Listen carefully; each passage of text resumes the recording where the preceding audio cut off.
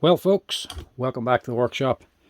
We haven't done a KitchenAid repair video in a while, so that's what we're going to do here tonight. We're going to fix up a KitchenAid Artisan food mixer. Now, this isn't for a customer. This is actually one I went out and bought myself. Seen this on eBay for cheap, for spares repair. Thought, why not? May as well get her, actually fix it up, see if we can get her running again. Not sure if this is the problem, but this is how it came in pieces. But don't let that put you off. It's actually not all that difficult to fix that. All it is, it's just a pin. So we'll get that back together again and we'll test her out. But the only downside of her is, she is a lovely Barbie pink. She'll definitely stand out from the crowd anyway. It did come with the actual silicone spatula on her. And the bowl ain't in too bad a shape. She was obviously too low at one stage and she rubbed on the bowl. Just down here. But that's not a big deal. We don't need to do anything with that. We just need to fix this. First off, is what's actually wrong with it. She's not in too bad a shape, but she must have got a drop because she does have a chip up here and she's dented there. She's had a drop or something. Maybe that is why it's in two halves. But she's going to need a service. A little bit of oil leaking out of her. So we may as well strip the whole thing down, clean out the gearbox and put on fresh grease. Before we do all that, I actually want to see if it works.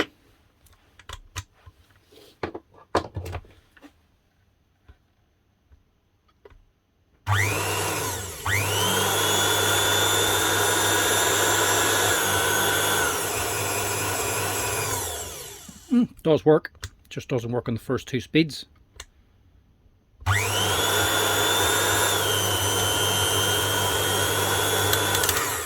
And she doesn't have full speed. Right, that's not that big a deal. We can do something about that. That might just be the actual speed control board inside. It could be faulty, or it could just need to be reset. We'll find out later. For now, I haven't even had a while out of use. Normally there'd be flour caked on everywhere. But for now, we'll just get her back onto the base for now. Before we do that, we're going to take out these here screws. I'm also just going to give us a good clean down.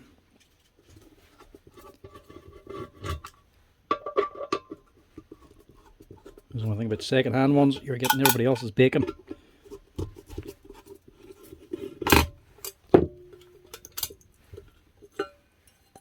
Now, this thing's barely been used. Normally we'd be caked with stuff in there.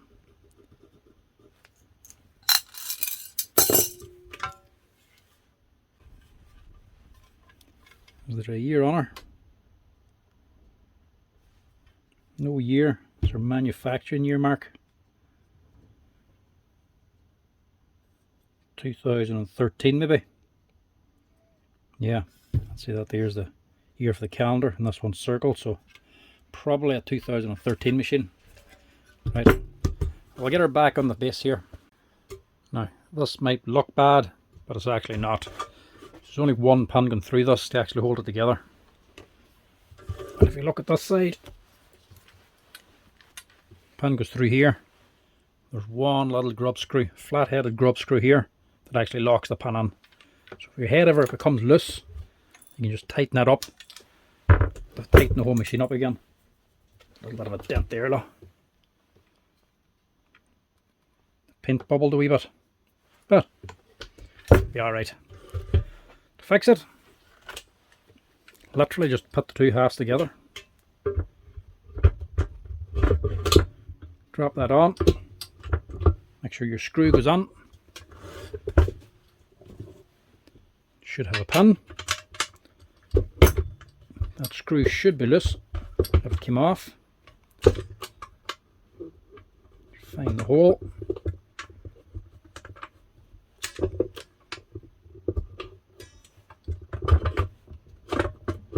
Push it through. Then you can just tighten up the screw in here.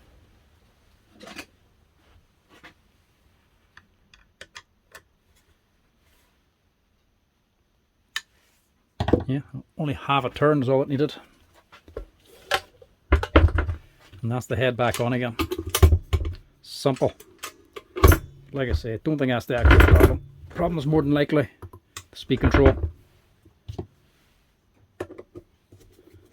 We'll not fix that yet. We'll just strap her down first and clean it out.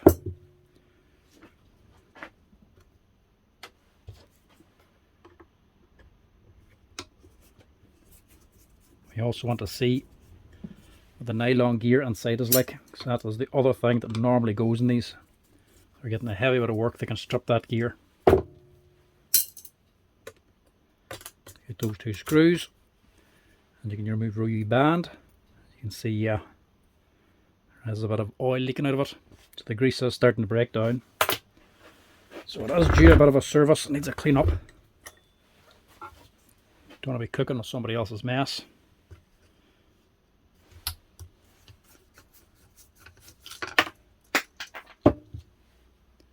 Brushes, barely been used. Thing hasn't done anything.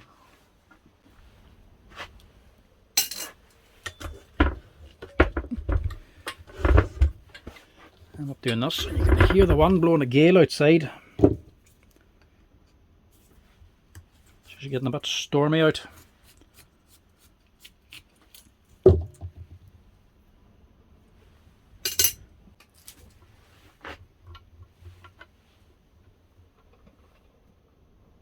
You could easily just replace that there, but if you wanted, they're easily available online. Paint, mind you, don't know if you can get that to touch it up. You dismantle. First thing you need to take off is this here ring. It's not tight. We tap and it'll drop off. When they're very bad and the grease has been leaking for a while, you'll find an actual pool of oil inside of here. The oil is actually separated from the grease and it drops into here.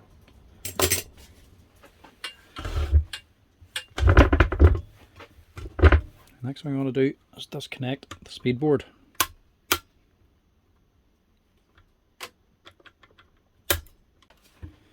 You don't need to worry too much about where these wires go because they're all marked on the board itself.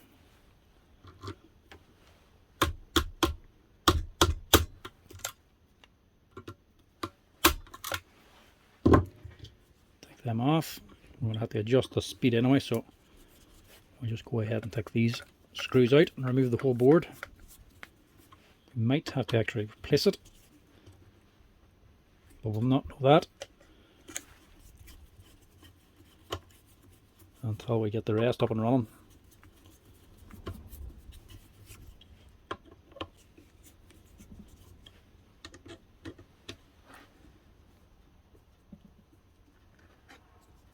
Now that was way too far in. Somebody has adjusted this before.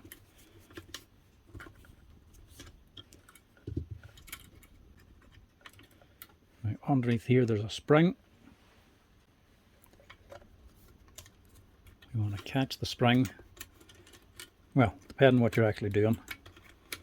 You can try to keep the spring attached. You can unhook it and put a cloth on it or something to hold it in place. If you're dismantling the machine anyway, it doesn't really matter. You can grab it from the inside anyway.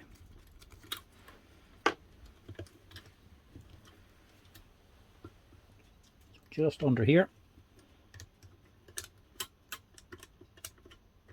Lift the spring.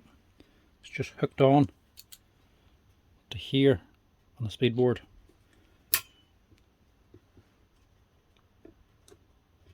I'm just hooking it onto there, but it doesn't matter if it goes onto the machine and strapping it down anyway. So what is that is there? It might be a bit of mold or something. Board itself doesn't look too bad, but you can't always tell by them unless there's something broken. Counterweight here looks good. The weights are still on. It should still be functioning. Yeah. And this here is your phase control board then. If you're not getting all your speeds, sometimes you might have to replace that. Everything else looks good. So just get on, strapping her down. So take off the top half of here to access your gearbox and everything, and to clean out the grease and re-grease it. You have to take this top off. You have a few screws to get to. 2 back here, 2 in the middle, and then what, there's 5 up here. But you can't access this 5 because there's plates in the way. Take that off.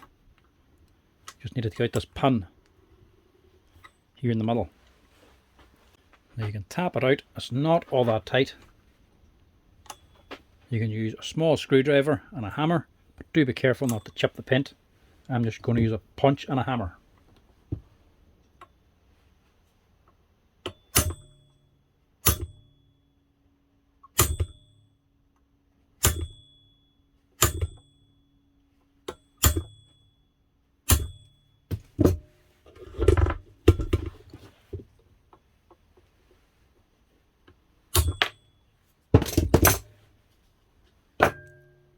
Knock that out, and this should just drop down.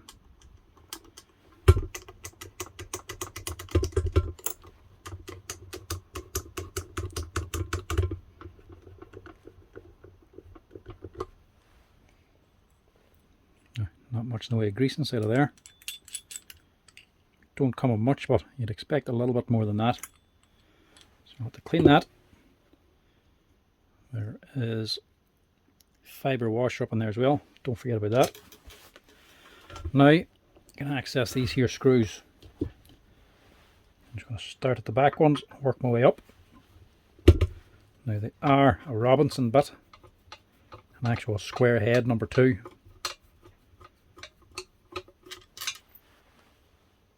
One of these here, square drive.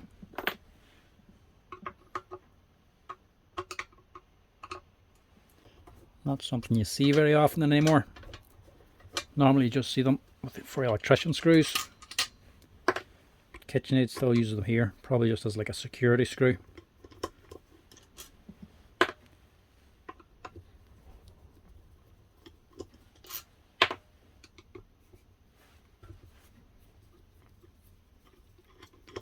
Now these 4 back ones are the same, and these 5 at the top have a shoulder on them. So only threaded halfway up.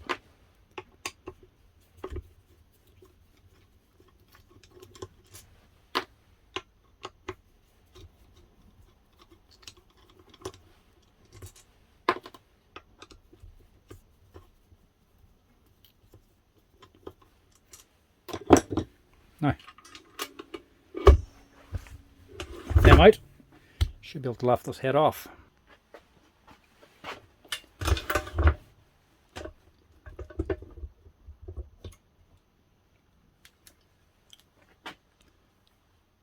Lovely.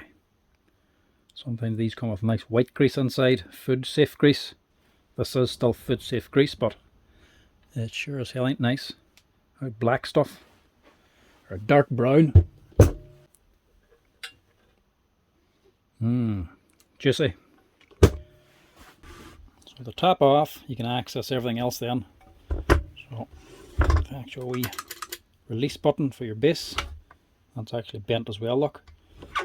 So I'll straighten that, but you can access all of this here, the actual mechanism, once you take the top off. So you have to replace this with a spring, you can get to everything. Your power cable as well, this is just a wee filter board for your power coming in. There's actually not very much in this. Main bit is up here in the gearbox. Some odd type of grease for us to use, very, very tar-like. As you can see, over time, instead of being a nice liquidy soft grease like this, it starts to dry up, become hard, clump up like this here. When it clumps like that, it goes hard, it's congealing, and the oil is actually separating out of it. So if you look down in there, you'll see little pools of oil around the place. That's where all this here oil has come from. It's separated from the grease here, and it's slowly started to leak out because there's the gasket on this. Does work, but doesn't keep everything in because it's just sitting on the gasket constantly. It's not below it or anything, or gasket's not higher up. It eventually starts to weep out, and it starts to go behind this here band, and then eventually starts to leak down into here, onto this here chrome ring as well, so it catches it on there. If it goes very bad and starts dropping out a wild lot, it'll eventually start dropping into your food, whatever you're mixing. Very, very odd time you're talking. 1 drop every once in a while. It's actually food safe grease. Doesn't matter if you eat it, it's not going to do you any damage. That's why you have to use the food safe stuff, because eventually it will leak. So this is going to have to be cleaned out, a new grease put on. The best way to get it out is you just start scooping. Scrape it out as much as possible. Get all the lumpy bits out. Stick it in a bag or something. And you can go back afterwards and actually wash everything else out. There's actually not an awful lot on here, apart from that big lump at the front.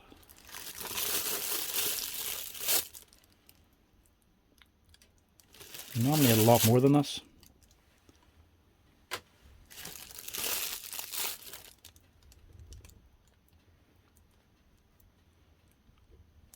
Whenever you're cleaning it out, actually washing the parts, whether it be a parts washer or just in the sink, you want as much of the grease off as possible. So get the big lumps out first.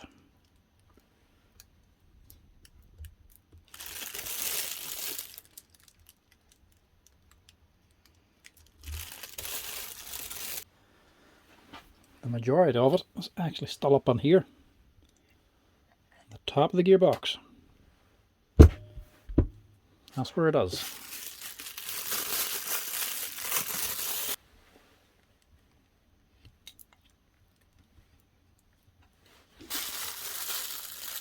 Don't be disgusted, it's only grease. It'll do you no harm. So little harm, you can eat it. Wouldn't recommend it, mind you. Little drops okay every once in a while, but I wouldn't go taking a big gob full of it.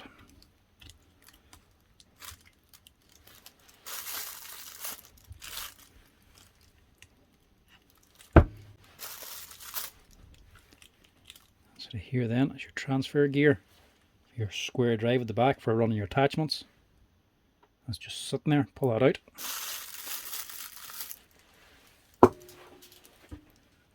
I'll try and save the gasket. Have to clean that up as well. Normally these are still intact. If they are torn, do replace them, because just more grease is going to leak out if you don't.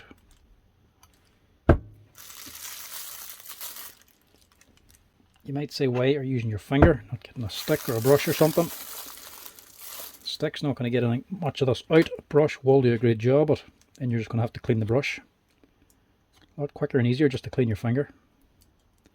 Plus you can scrape more out. Get rid of that first, and we'll get the rest of it out then when we're cleaning. So up top, what you actually have is your motor's going to be sitting up here. Worm drive, it's going to be running this drive gear here. This is actually a nylon gear. It's called a sacrificial gear. If you jam your motor, this can strip out. It's allowed to strip out so you don't damage anything else. Bit annoying if it does happen, but it saves the machine. And it's a way of telling you you're using the machine too hard. So this here is what's actually transferring the drive from your motor. That's got a pin going through it onto a drive shaft. The drive shaft is hooked onto another smaller gear down here, which drives this big gear. Big gear has a bevel one, which drives your attachment gear over here. Most people don't use. And then this big gear is also attached onto the central shaft, which comes straight down to here. And then that is attached on to this via the pin we knocked out. So that is just spinning this directly. So that's what's actually giving you a rotation. And as this is going around, this gear here is allowed to move free, and it's walking across this big planetary gear up in here. So that's not moving, and this isn't driven, it's just this has been turned itself, and this is just getting walked along inside. So that's what's actually giving your mixing. Your beat is actually spinning your bit. The drive is actually just turning your beater around the bowl. It's not actually spinning the centre of it.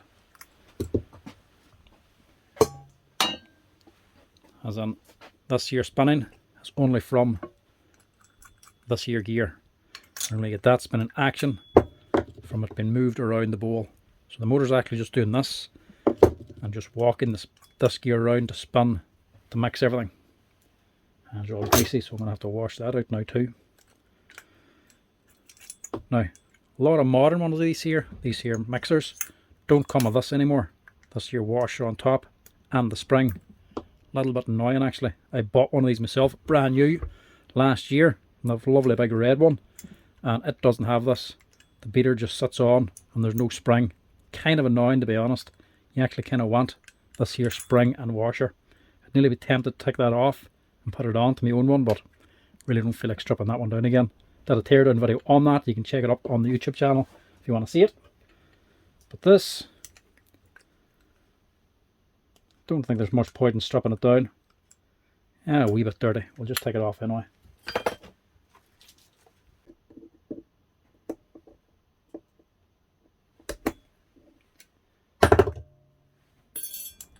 Take out your wee C-clip on top. Gear. It's just sitting onto a pin. That's sit on top of the steel washer. Take them out. You can pull the whole shaft out. There's just an aluminium head with a steel insert. Nothing fancy in it. No needle bearings or anything like that. Nothing else to come apart. I'm going to change the spring then. You can take out the second C-clip here.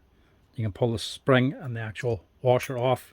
Or if you want to fit one, you can put it on now. I just clean that out because a wee bit of stuff stuck underneath it as well. You also clean the whole thing down.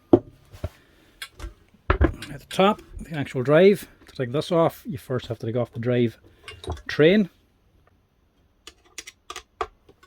Which is actually PH2 and not one of the Robinsons. The screws in this as well are all imperial. They're not metric, they're coarse imperial thread. So if you lose these screws, you'll probably not get a replacement unless you order them online. So 3 screws hold this down.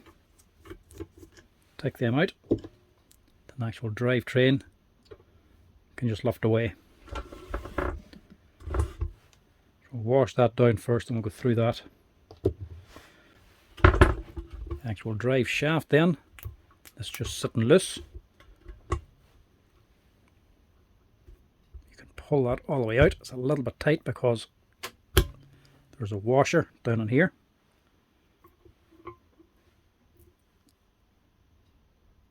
Little washer seal there. You can pull that off, make it a little bit easier.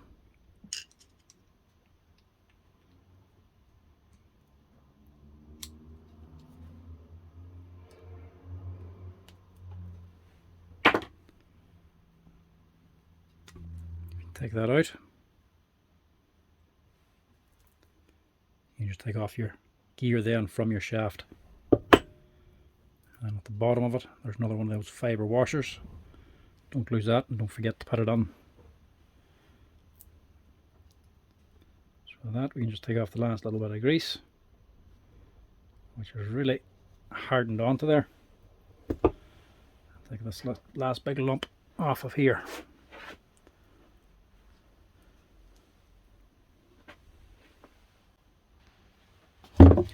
Now, when it comes to cleaning, you can use whatever you like, whatever suits. I'm going to use kerosene because it breaks in the grease nice and easily. Makes a nice job of it. Plus I find it easier. But honestly, you could just use a towel, a wet towel, paper towel, or old rags and actually just wipe everything down if you want. You don't have to get it super clean. You just want the old grease off it. But I have kerosene here, so that's what I'm going to use. But you don't have to use it.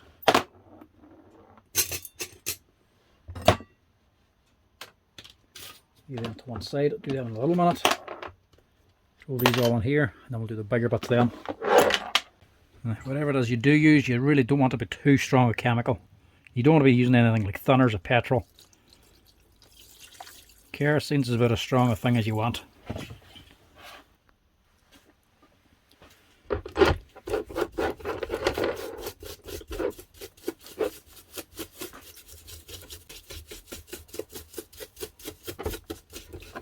I have a parts bath here as well, but it's way up there in the shelf and storage, and I don't really feel like taking it down just for one machine, so I'm just using this tub. There's not much cleaning in these things. I need to take down the parts washer.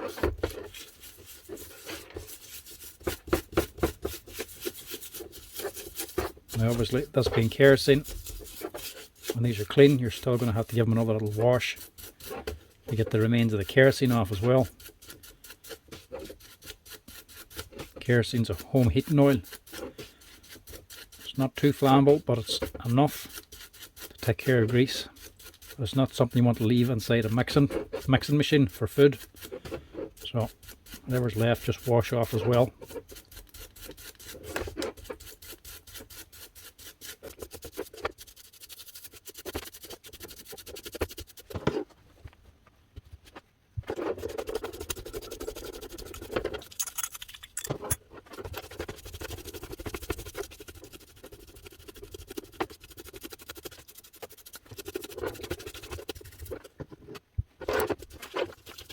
The reason I threw the screws in there because they generally get covered in grease as well. So you may as well just stick them in and give them a good clean. If they're still greased on them when you reassemble, there's a chance they can come slack when the machine's running, so best to just clean it off. Okay,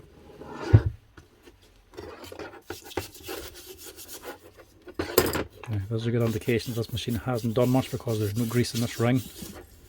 Start cleaning it, but normally it gets packed up inside and pulls up.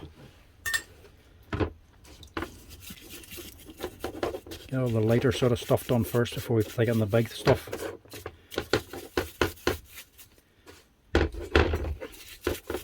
Get all the smaller, lighter stuff done first. It only has a little bit of grease on it, and everything that's big with loads of grease we'll do that after. So we won't get this here too contaminated. The grease first. Just help them clean them a little bit better.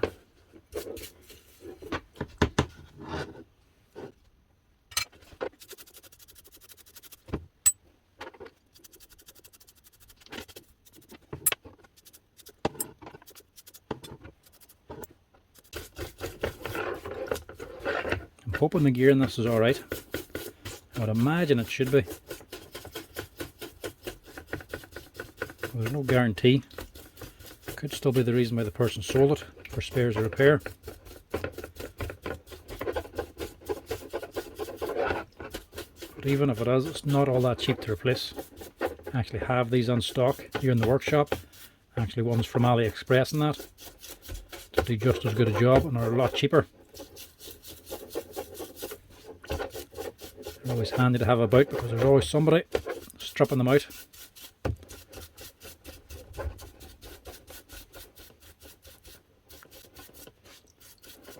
That looks fine. No signs of wear or damage spots or stripped. I think we'll get away with that.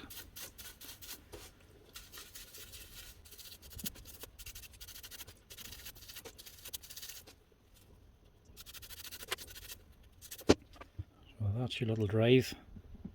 Your motor spinning this, and in turn spins the bottom one, and that spins the big gear. If it strips out, all you have to do is give it a clean like this here. In the middle of this here gear you can see this wee metal pin. Knock that out. Once that pin's out you can actually just pull off this here bottom gear that's on this whole shaft. Pull that out. This here gear just pulls out then. Drop on the new one. Put their spindle back in. Pop in your pin again and you're up and running. That looks fine. Now, these last two, a little bit more awkward to do, but you can still get at them fairly handy.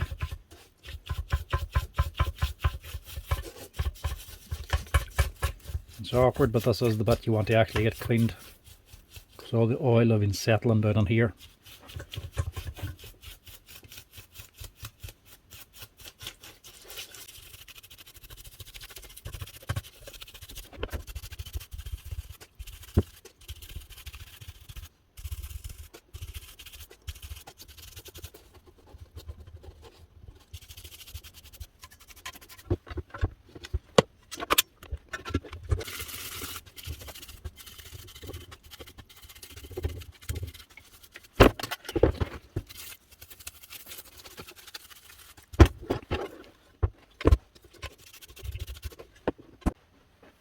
Lastly, get your actual gearbox head and give a lot of good clean too.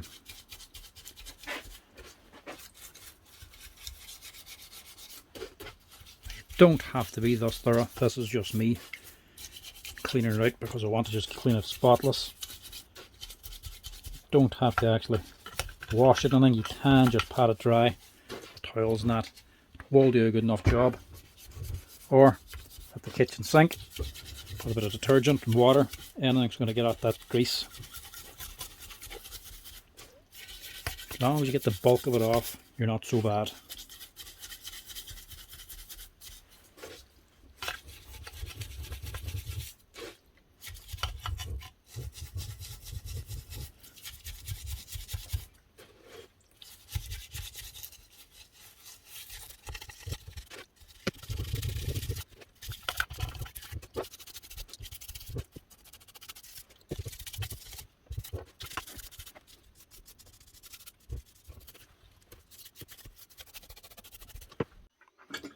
Now, that's her all washed out and dried, and actually left sitting here for a day as well, just for that the kerosene to actually dry off and air out.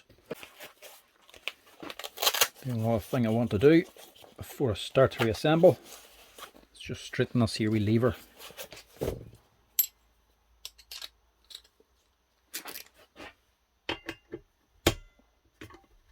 It's just a single screw holding it on and one spring.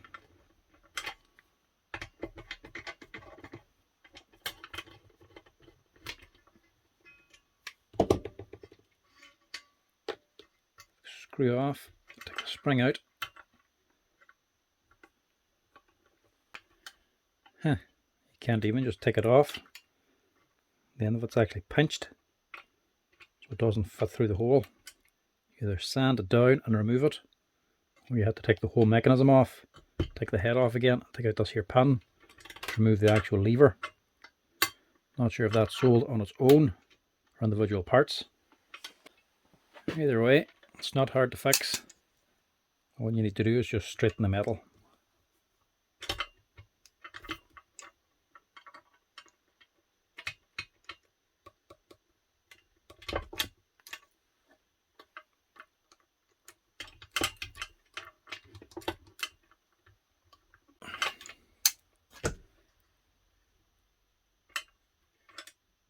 Not perfect, but it'll do. It's an improvement anyway.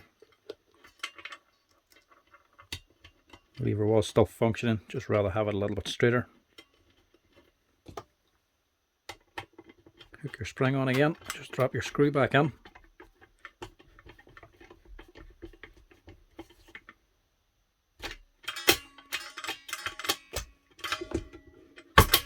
That's it. Now reassembly, I'm going to give everything a little light coating of grease first, just so it's easier to see how it's going back together again. But it also has still got some grease on it, but you wouldn't want any of this going dry, going together like. It'll also give you an idea, better idea of how it goes together. I'm giving this all just a light touch. That'll be out and that'll be alright.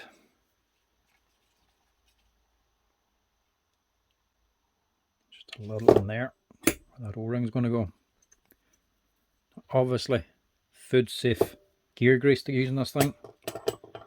Don't want to use anything but food safe. Now, this center shaft looking down through the middle. A little bit of grease in there too.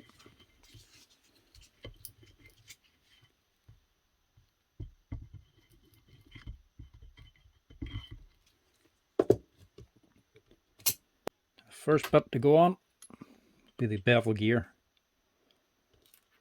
Before you put it on full, just get this little pin, put that through there, and it locks in to the actual hole in the gear and locks it in place. The underside of it, don't forget, little nylon washer.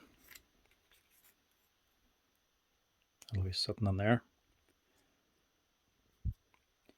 Now this can drop down, so just keep the pin dropping down onto it. With the gear in place then, you can stick on this little O-ring. It's harder to get that on if the O-ring's off. With them in place then, you can go ahead and put that on.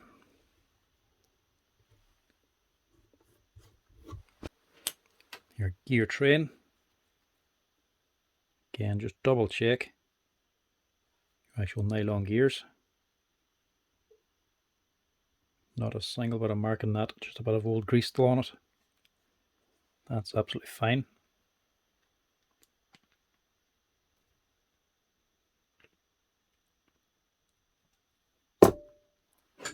This is just dropping onto here. There's actual location pins here, so you can't put it on wrong.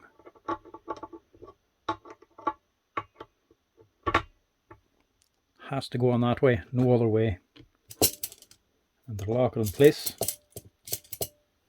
we've got 3 short screws.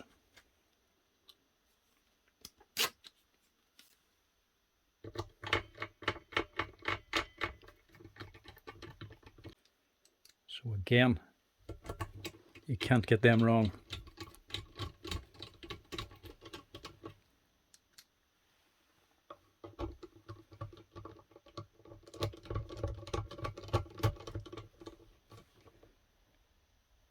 Tighten them down.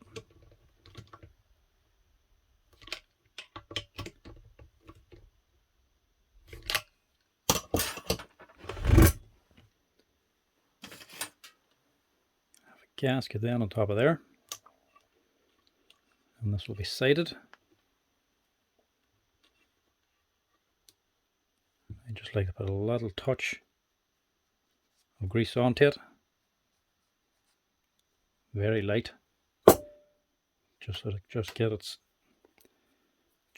gives a good seal.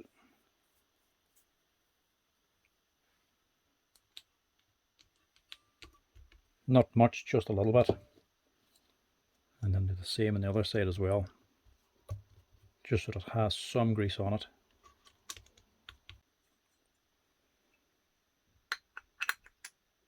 Actual holder for your beater goes up in here. Flat washer on top. Same kind of pin through the hole.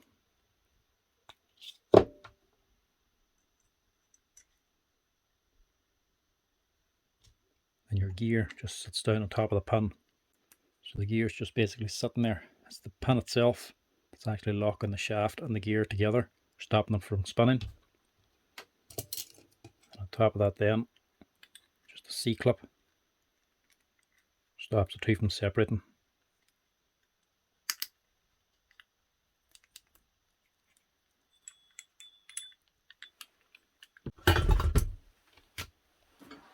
Now, on the motor end, same thing, we'll get a bit of grease on here initially.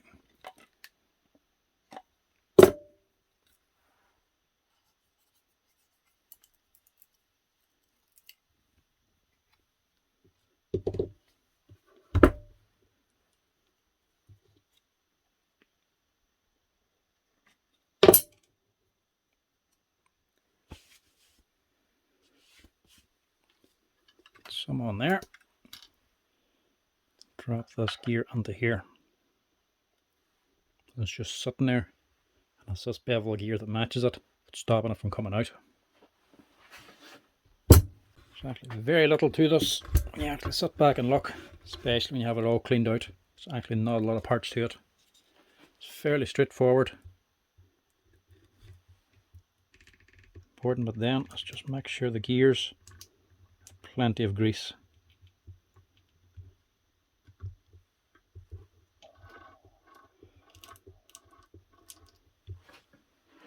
All up on here and all up on the drive. Everything a good coating and a good mound of grease. You don't want anything going dry.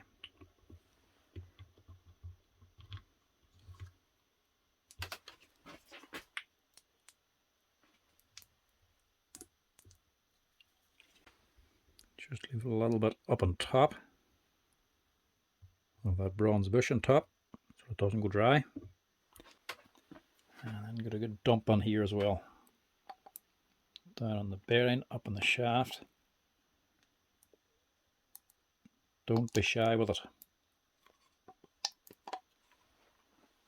This will eventually start working throughout the mixer. And with enough grease on it, should be good to mount the motor again. Just make sure before you put it on, you have your spring caught back in some way. You just have it still against the body of the machine.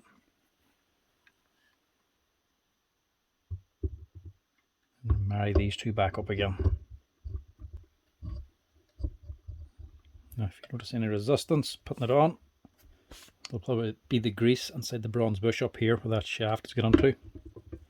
Sometimes you just have to squeeze it on to expel the grease to get it well worked in there. Just make it a little bit tight.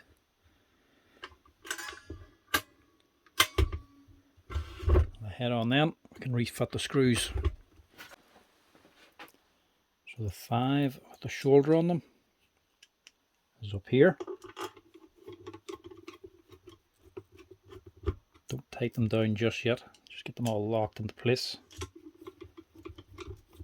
Because if it's tweaked over to one side, you mightn't get all the screws started, you might be missing the threads. Get them all just in and then we'll tighten them all together in one go.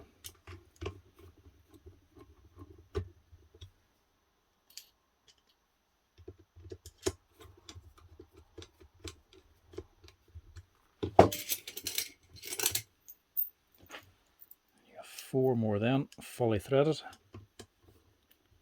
They're on the back here.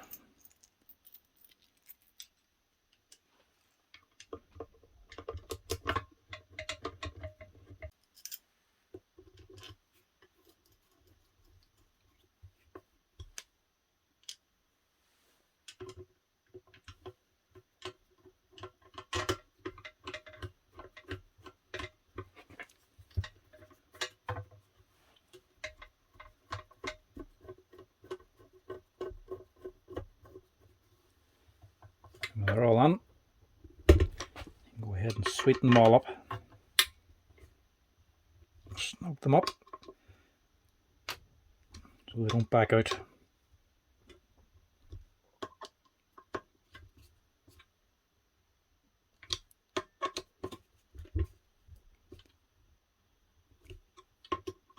And you need them snug so they squeeze down this seal and stop any future oil leaks.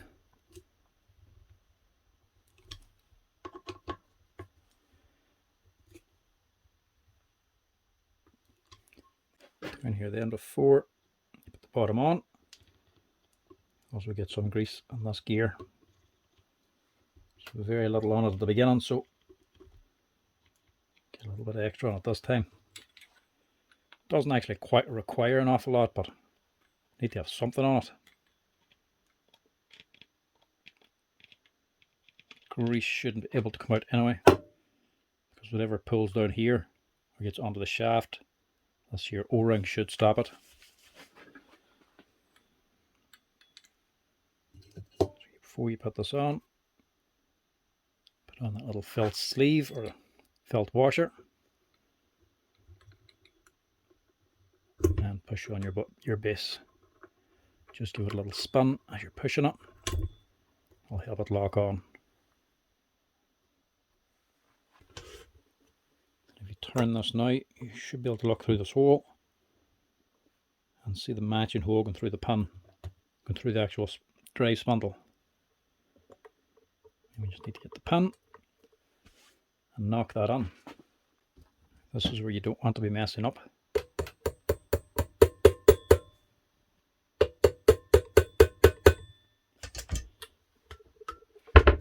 Tap it on a little to hold it in place.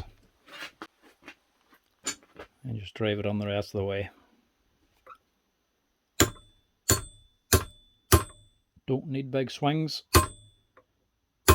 Small taps and more off them will give you the exact same result.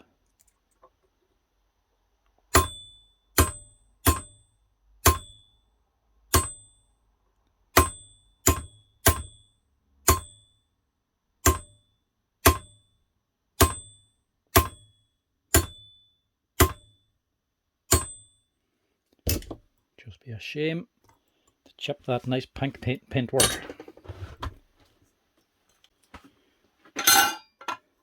Down here, and screw on the base.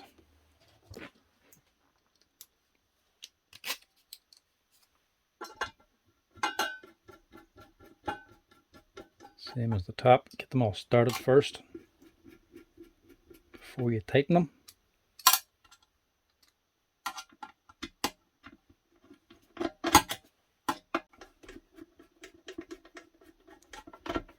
As well, they should all go down nice and smooth. If they're very tight, you might be cross-threading them. Just tighten them all up together. These screws, cover them back up again with this metal ring. It just squeezes into place. You can use a little mallet if you want, if it's tight. There's just a wee rubber end on this one. Shouldn't be all that tight though.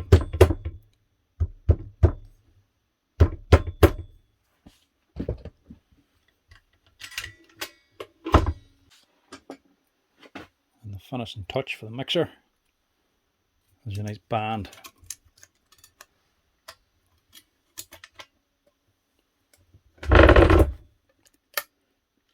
Just be careful because it's very easy to bend or dent it.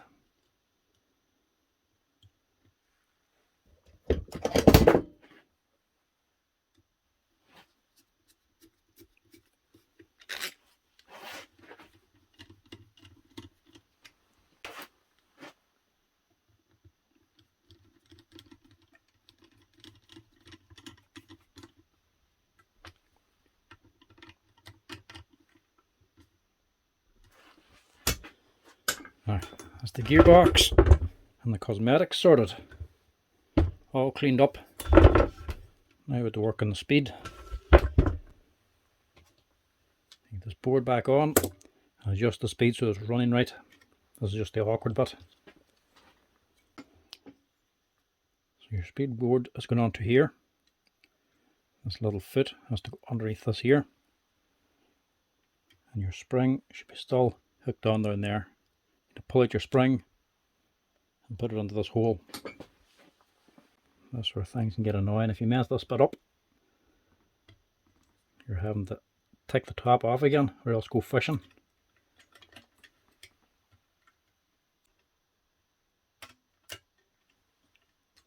Hook it in and get your board initially in place.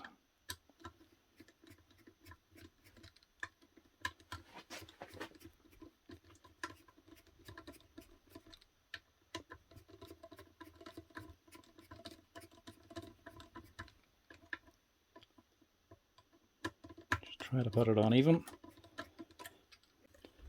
Roughly you want from here to the back of the board to be about 10 mil on either side.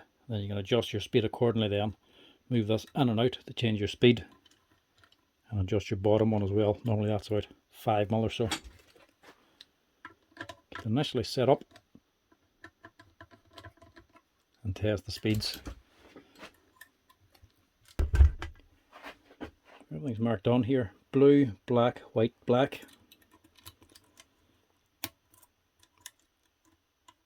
no guesswork. And if you have the old wires there, they're going to be roughly sitting in the right position anyway.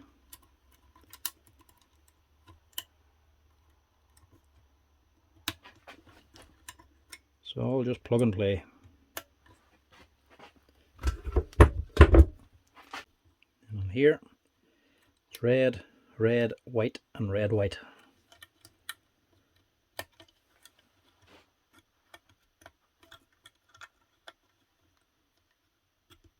I'm assuming this board is actually still alright. It just needs to be set.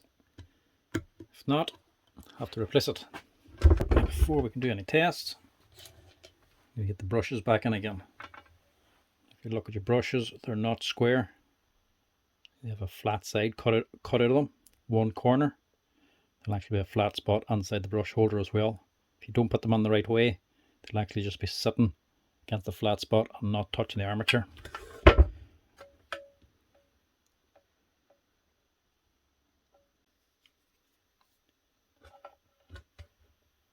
So this one, you can just see that wee corner. What's that? Top left in here. Put this on the same way.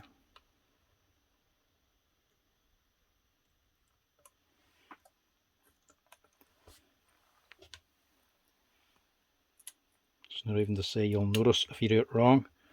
You'll still be able to screw this on, even if it's not engaged correctly.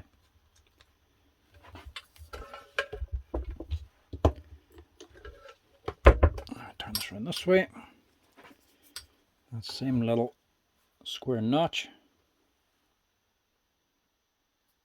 So this time, bottom right. So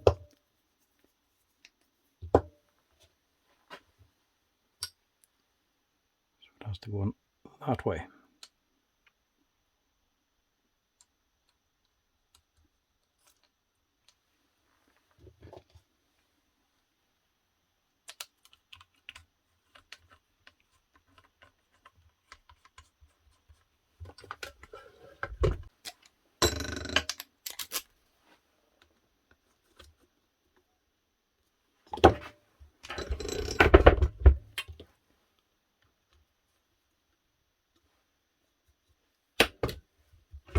Now,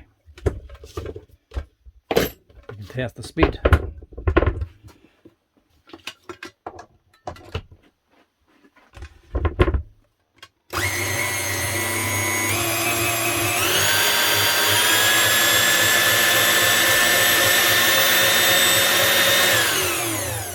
So, no difference in the last three. So we have to set the low speed. If we set that right, it should set the other ones correctly.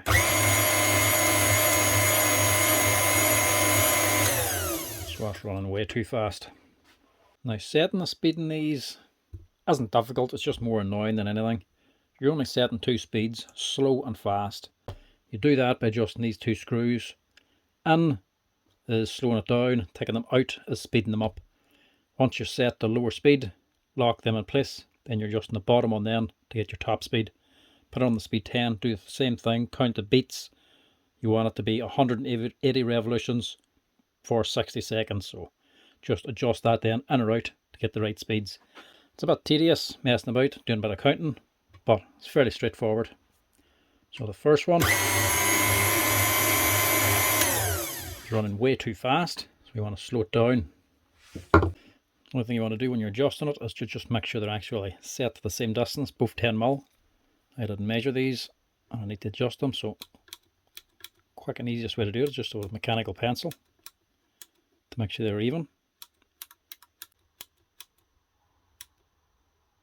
Click it out until you touch the nut. And just compare it to this side. So that's a little different. Let's add further.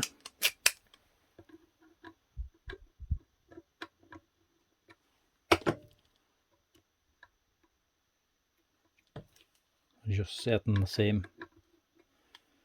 They're identical now.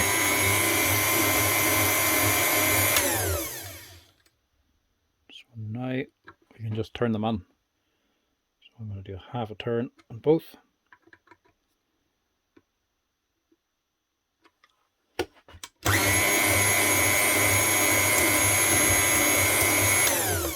That's still too fast. Just go another half a turn.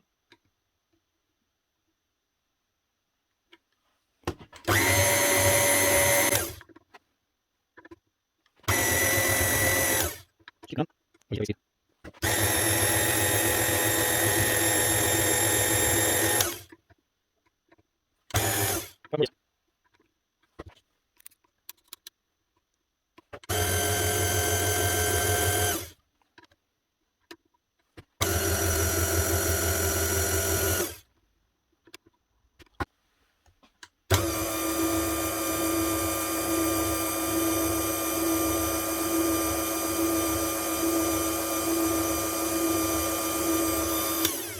basically 1 over, be alright. Basically looking at 1 beat per second. So that should be the low speed set. You want to just lock that in now by tightening up these 2 little nuts.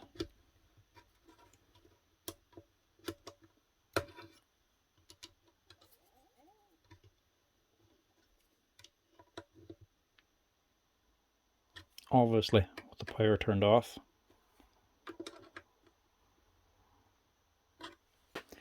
Then you can set the high speed.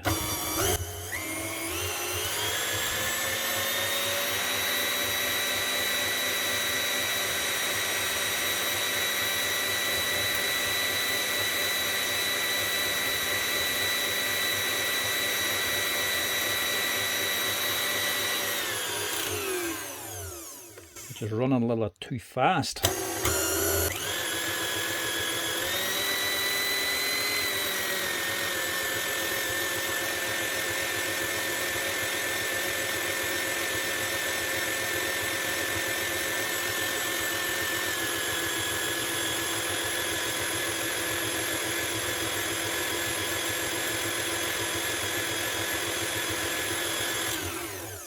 Close enough, doesn't have to be wild exact. Just with that there set, just test your low speed again.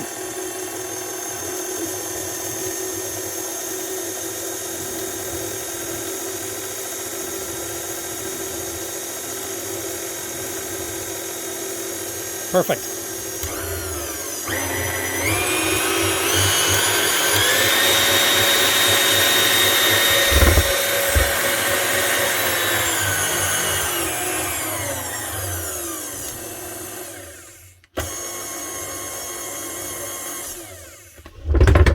That's the job. Speed board's fine, don't even need to replace it. Just needed to have the speed set correctly. One other thing I do need to put on is the gasket for here, which I should have done at the beginning before I connected the wires.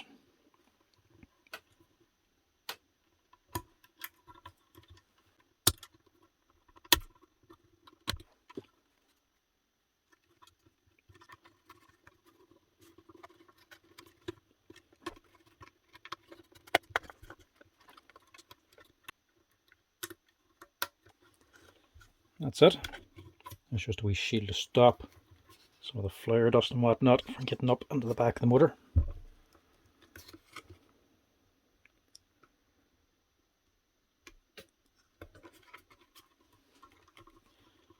That's it. Hook on your wee back cover and the last little screw, hold it on. We have a now working faulty KitchenAid bought for cheap off eBay, up and running again. Just a shame about the paint work, couldn't get that there patched up. But what I can do is replace this. I can buy these here separately as well. Doesn't fix anything, but it does finish it off a little bit better. That is her, all ready to go. The main reason I actually bought this for spares repair off of eBay was for this, the beater with the wee silicone sleeve on it. Like I say, I actually bought one of these at Christmas time, a nice candy apple red one, and I went for the higher spec one with all the stainless steel fittings, so stainless steel beater and musk and everything. Really good quality, big heavy things actually are, way heavier than this, but didn't come with this here silicone one. Now, would have preferred a different coloured one like the green or something. Wouldn't even have minded the pink, went for the candy apple because that's just the colour it had and that particular spec. You can't actually buy them all with the same spec and the colour that you want. You sort of have to pick and choose.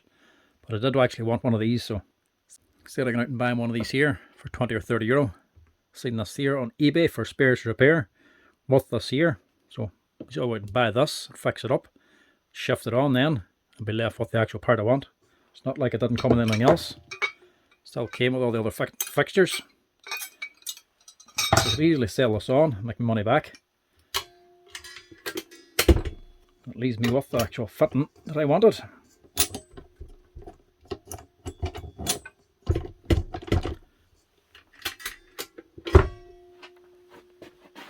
And one other wee thing I just want to do is just check the depth. I like the thing that the spring in these things as well. They're way handier. They're a lot more secure, less rattly.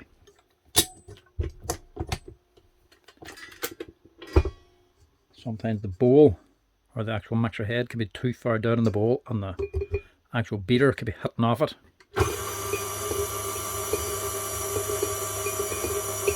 Hear that noise? That's the beater actually hitting off the bowl. That's why it has that pattern on the bottom. Probably from the actual the balloon whisk itself. That is also a very easy fix. And you need a flathead screwdriver to adjust this here screw here. This is just not doing anything, it's just screwed onto metal, but it rests against the back of the frame here. So whenever you drop the mixer down, it's actually sitting against the head of the screw. So to adjust the height, you just move the screw. Take it out, lifts the mixer head up, screwing it in, lowers it down. So you can actually adjust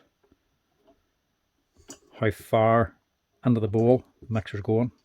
So I'm just going to take that out a wee smidge. You also don't want it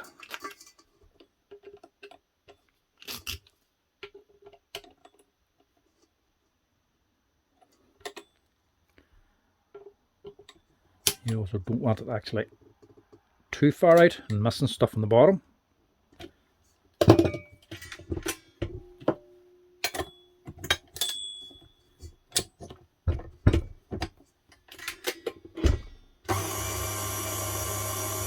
Much better. No longer hitting. That's her. One KitchenAid Artisan. And a nice pink colour. All ready to go.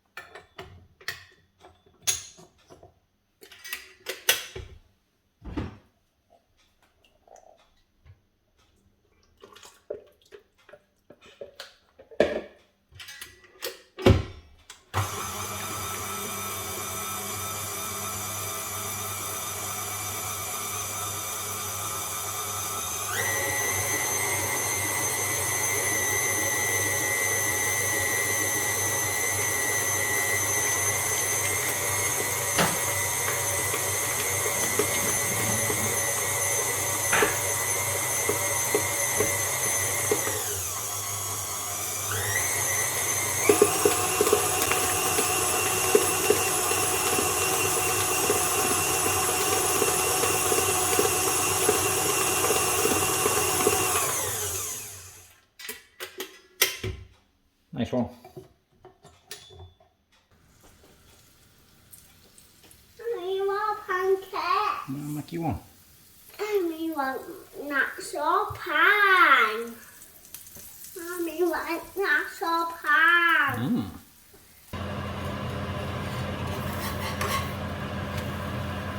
Oh, overdone.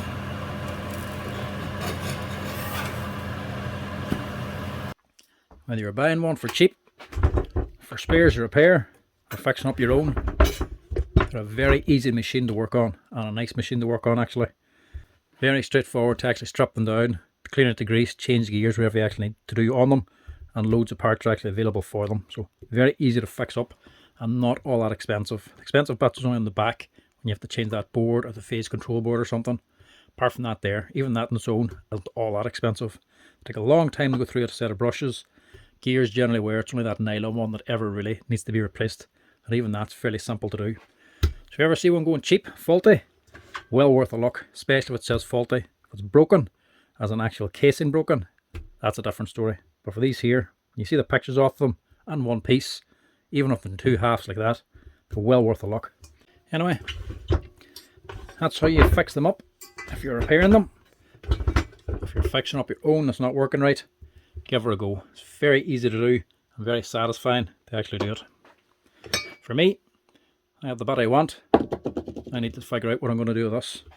There's still another bit I want for this, so I've actually another one coming in, an actual green one, the colour that I wanted. That's come with the glass bowl. Also faulty and needing repaired. I'm just looking for the bowl. I might fix up the mixer as well, see if I can get that one running too. But that's for a later date whenever it gets here. But for now, thanks for watching, folks. That's how you fix up your Artisan if you ever need to. Cheers for watching. Give us a wee like and a follow down the bottom. As always, folks, if you're enjoying the videos, and if you have any questions on it, drop us a wee comment there as well. Cheers.